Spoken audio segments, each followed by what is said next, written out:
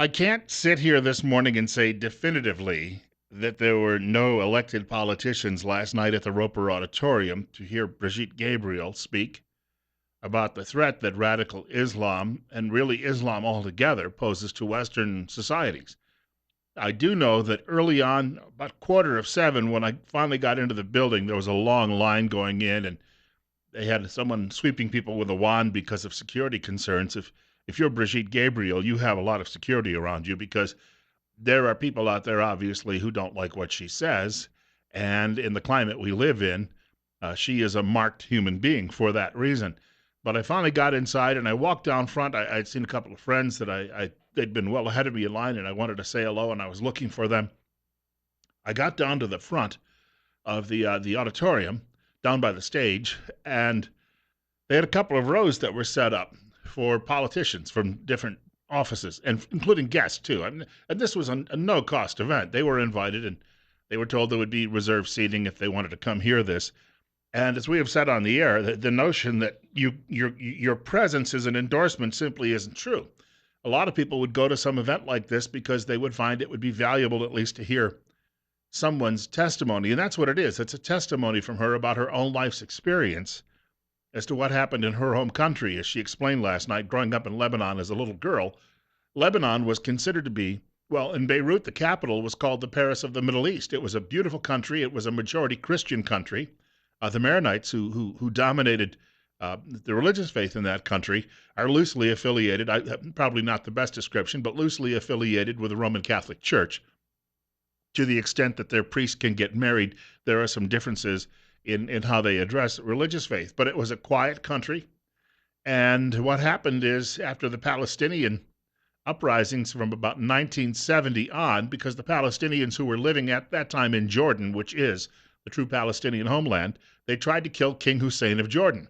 So they were expelled. They needed somewhere to go. The Lebanese patted themselves on the backs, their own backs, and said, "We're good people. We'll take them in, and we'll live harmoniously with them." So eventually they reached a point where there was so many Muslims living in the country, they reached a tipping point, and then the Muslims attacked, started making demands for special treatment, and then started making demands that people live their way, and then attacked, and the country devolved into civil war. And there were Christians who were tortured and killed, and the country became a basket case, and it still is today. It's a huge haven now for Islamic terrorism all over the world because it's controlled by an organization called Hezbollah. So she shared this testimony, and if you were listening, then she went into a brief description of what's going on in Europe. On a larger scale, Europe is becoming Lebanon. And the same results are beginning to, the seeds were sown, and we're seeing the same results there. Now, the idea is, yeah, but we're different. Well, the Lebanese thought they were different. The Europeans thought they were different. You get an idea here of the direction things happen to be going. And I looked at those seats last night. They were still empty at 6:45, and I took a photograph of some of them and posted it to my personal Facebook account. Then I walked to the back of the building and found a seat. So I don't know if there were any elected politicians who decided to come out and hear any of this last night. I, when we were kids, if we had a kid like that on the block, we would, there was a fellow on the block, we would just simply do our old impersonation of Red Skelton as if we were birds. And we would sit there and say, "Balk, balk, balk, balk, balk." And I'm telling you what, there happen to be a lot of people in politics, elected politics here, who are doing a lot of good things, but on this particular issue, they are chicken. Absolutely chicken. If you're that fearful, then get out of town and get out of office. One or the other. Seriously. I mean, this is a huge issue. The other part of this, now, media likes to try to downplay the crowds that turn out for these events. And I bring this up because I saw a newspaper report today that said, well, there were 200 people there. Okay. I was told when I got there last night that the Roper Auditorium holds 1,400. Now, she turned out 1,100 people in the Ada County, Canyon County area when she spoke in Caldwell last year, just almost identically a year ago. And she turned out 1,100 with a population there that is massively larger than what we have in this area. So 200 would have been okay. However, I was taking a look around the crowd and trying to do somewhat of a count myself. Now, the crowd, because of the security concerns, it was a slow arriving crowd. The program got started late. And even then, there were people who were coming into the building up until about 8 o'clock. It seems to me there are about 3 different sections of rows, left, right, and center in the auditorium. And on the far right, if you're coming in the door from the outside, the right side was pretty much filled. The center was pretty much filled. And the left side was about half filled. And so that would give me the impression that probably there were far more than 200 people there. There were 600 advance tickets, 600 advance tickets that were issued, and then there were people who were getting tickets at the door, and they were coming in as well. So I said to an organizer about 7 o'clock, I said, how many do you think are here? And she said, oh, I guess probably 700. And I thought, well, okay, I'm going to go with 600.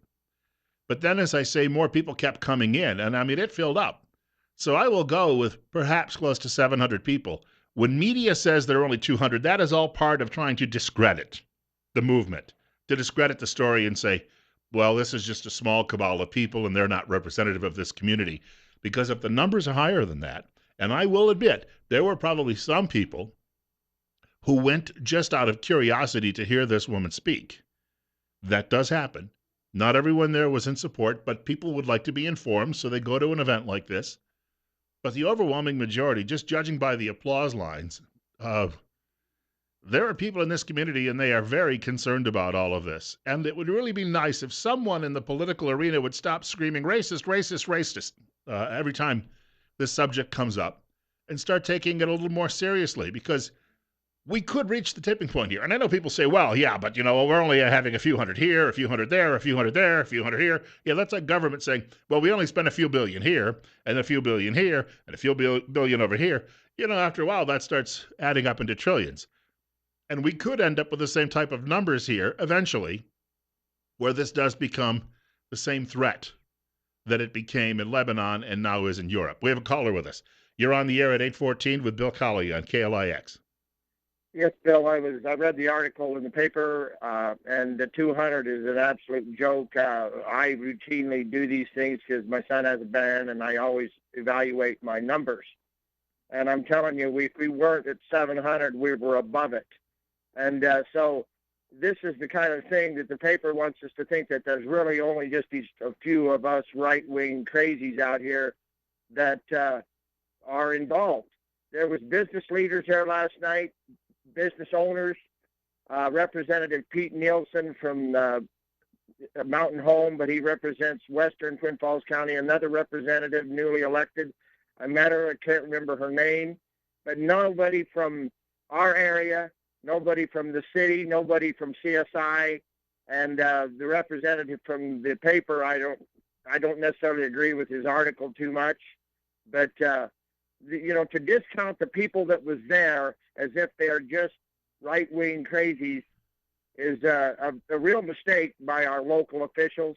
And Matt Christensen, the editor of the Times News, has been very degrading towards Julie Ruff.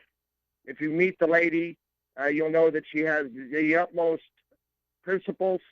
And so I noticed that Mr. Christensen wasn't there either. Thanks, Bill. Hey, thank you. And probably it was Christy Zitto who was there from the Mountain Home area as well, Hammett Mountain Home area, because she won a primary against Rich Wills, and I think this would be important to her as well. So she likely was and she will likely win in November in the general election because the Democrats have simply put up the bum of the month against her. You're next, and you're on the air with Bill Colley on Top Story on KLIX. Hey, I just want to bring a smile to everybody's face. I did not attend the function last night, but I was supposed whoever did that head count is a supporter of Common Core math. Have a good day. Thank you.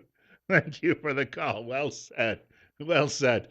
I have some photographs too, but I took them all early because at a certain point in the program, cameras on telephones and the like had to go off because there was no recording of the actual event while it was taking place. Now, there will be a video, and Brigitte Gabriel will have this posted to the website, the Act for America website.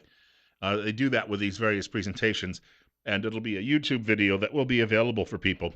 I had someone tell me as well that she sat in front of a family, and a teenage boy was grousing that his mother brought him along, and then he got angry and couldn't wait any longer, denounced everybody there as being old people, and got up and walked out before the program started. Well, let me put it this way. The old people have been around a while. We understand what the threat might be. And we have another caller with us, and you're up next on News Radio 1310, KLIX, and newsradio1310.com. Go ahead. Morning, Bill. Glad to hear that you went. We had a county commissioner there from Jerome County. Who was that? Not Maxine, Kathy Romer. Oh, okay. Sure. Kathy's a good person. I get along with her swimmingly. I tell you what, she's one of the best in the when it comes to elected politicians in the area. Yes, it's too bad she has to fight 2/3 of the commissioners against her. Thank you much for the call, sir. I think that actually they run a pretty good county over there. That's been my impression anyway of how things go. And Pete Nielsen, of course, even though he's still a legislator, he will not be returning next year, having lost as well in the primary. So in kind of a spotty turnout when it comes to people who are elected to public office. And you're on the air at 8:17. Go ahead. I missed you, Bill. I was looking for you last night. Hey, Miss Gabriel is the most wonderful. She's my hero. I told her that. I said, "You're my hero." I mean, the woman is so intelligent, and for somebody not to, to put her down or not listen to that woman is just stupid. Yeah, she comes armed with her evidence, and I thank you for the call. One part of that evidence, and she directed the newspaper where they could find it, and that is a document that had been seized when they had a huge trial for these suspected terrorists in Dallas, Texas, not quite a decade ago. And I think she said 81 of them ended up being indicted in all of this. But they found a document from the Muslim Brotherhood published in 1991 that details exactly how this plan works. And it's going exactly like they had it in mind. And she gave the numbers and everything else out to the reporters who were there, saying this is where you're going to find this.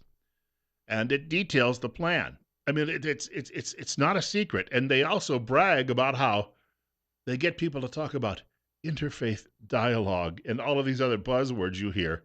And she said that convinces, and she used the phrase, she said that convinces the useful idiots here to go along with it. And that is a fairly I think, good description. Now, I understand that there are people in city government who are upset because of the accusations that were made against them and against city police and the like because of the case here a couple of months ago. And I completely understand why they might be upset with that, and they might be feeling that they've been treated poorly. And they now know what Brigitte Gabriel feels like, and the fact that some of them have also had death threats.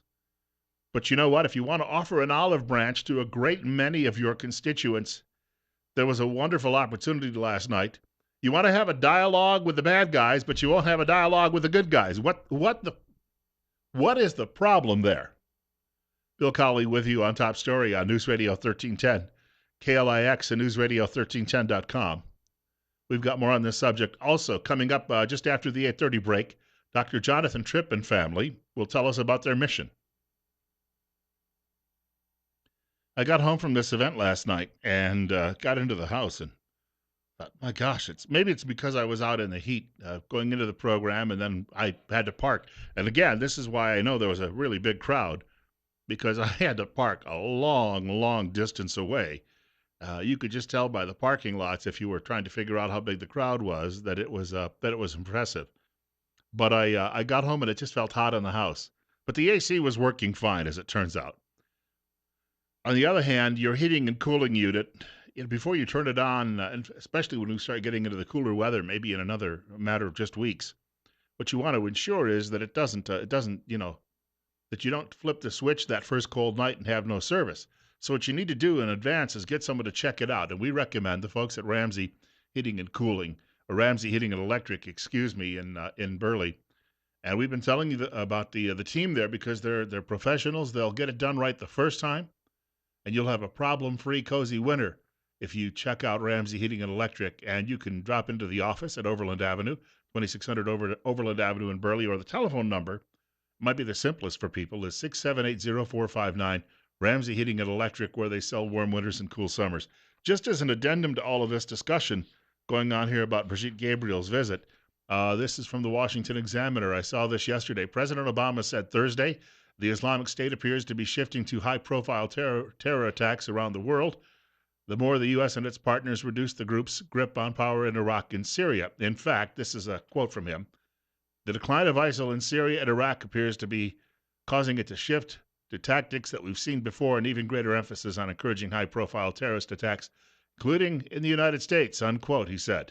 Obama said that tragically, the U.S. and others have been witnesses to several of these attacks. I guess we're not going to call them workplace violence or gun violence anymore, right? We're finally going to admit what they are. And I saw a story yesterday morning before I saw that story where he is pushing to bring even more refugees from that part of the world into this country. And Hillary Clinton is talking about bringing as many as 1 million into this country, her Angela Merkel impersonation. Well, they could be twins. Brigitte Gabriel said last night the reason we don't get Christian refugees is because the refugees don't go to the camps, because they get raped, tortured, and killed there. Therefore, they're never counted. They're hiding out in the hills somewhere, eating berries or whatever scraps they can find. It's 8:26 on KLIX. We have another caller with us. Caller, you're up next. Good morning, Bill. Yeah, there were certainly way over 200 people there last night for sure, and she did a great job pointing out the fact that our country is right in the bullseye to happen what's in Europe, and if we don't learn from history, we're doomed to repeat it. But the real problem we have is that the Muslim Brotherhood runs the State Department. That's the big problem, and because there's a lot of Muslims in high level, including Homeland Security, and so she said that they, that's their goal, is to infiltrate through the political process, and we can see that. I mean, our whole foreign policy, domestic policy, is to help the Muslims, and of course, we have to realize the history is that Islam, for 1,400 years, has had the goal of world domination through their theocracy, hiding behind the facade of a religion, and so I thought last night she brought out some really good points, but it's just sad that we don't have any of our local officials show up. I know that many of them were contacted directly, and a lot of them there are some that are out of town, but they just avoid it. They want to be ostriches and put their head in the sand, and that's sad. We need to do what she said. Well, what do they have? Call our people by the numbers, and she said, One phone call is worth 1,000 people. I've heard that from Earl Butts clear back in 1964 at a meeting where he was attended. Right, so former Ag Secretary. Our voice needs to be heard, and that's the way we do it. Here's the thing: what are they so afraid of if they're actually seen at one of these events?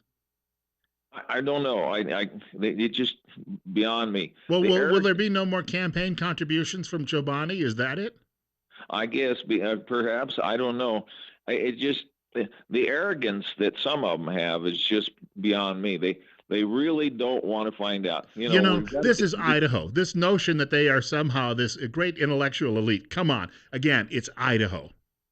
Well, it really is a sad situation that we can't get an elected official. I give a pat on the back for Pete Nielsen and Kathy Romer for showing up. I don't think any of the other people that I personally invited did show up, unfortunately.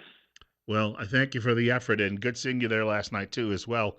Coming up on 8:30, we're going to spend the next half hour talking with the Tripp family. As you may know them from Tripp Family Medicine, Dr. Jonathan Tripp and his family recently did some mission work in Nicaragua, and they're going to be joining me in a few minutes. So this is not part of our normal routine with the doctor where he's going to be answering medical questions. They're here actually to talk to you about what they saw, what they did, and maybe perhaps inspire some others to pick up and help people out. You don't have to bring them all here to help them out, okay?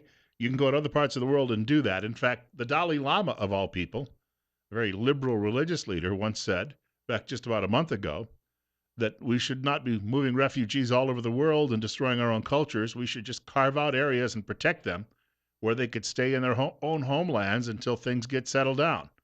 But no, as she said last night, Gabriel said last night, this is big bucks for a lot of churches that need the money because of declining membership, and other agencies out there just raking in the dough. So they're putting profit ahead of your security.